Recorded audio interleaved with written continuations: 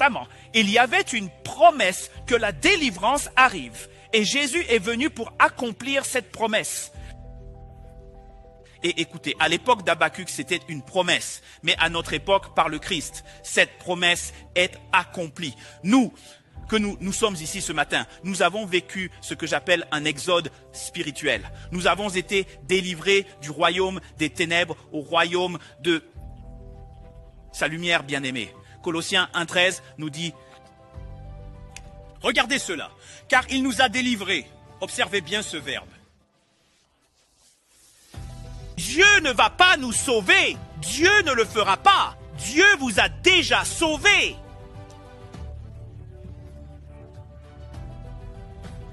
Regardez cela, il est écrit, car il nous a délivrés. C'est au passé, ce verbe est au passé. Et en tant que croyant, vous devez croire que j'ai été délivré du jugement, j'ai été délivré de la corruption, j'ai été délivré du péché. Vous devez le croire. Il est écrit, car il nous a délivrés du royaume des ténèbres et nous a transférés où?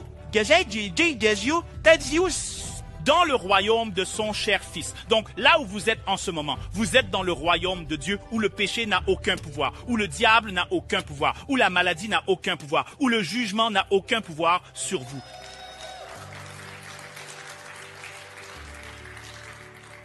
Peuple de Dieu, dans l'Ancien Testament, c'était une promesse. Dans le Nouveau Testament, c'est une réalité. Et vous et moi, nous profitons de cette réalité chaque jour de notre vie. Vous vous réveillez le matin, vous remerciez Dieu parce que j'ai été délivré, j'ai été sauvé, j'ai été libéré. Mes péchés ont été pardonnés. C'était une promesse à leur époque. Jean chapitre 5, verset 24. Jean chapitre 5, verset 24. Regardez-le. Je vous le dis en vérité, ceux qui écoutent mon message et croient en Dieu qui m'a envoyé ont la vie éternelle. Ils ne seront jamais condamnés pour leurs péchés, mais ils sont déjà passés de la mort à la vie. Quand vous êtes un enfant de Dieu, quand vous croyez en Jésus, vous n'attendez pas le jugement pour la corruption du monde. Vous êtes déjà dans la justice.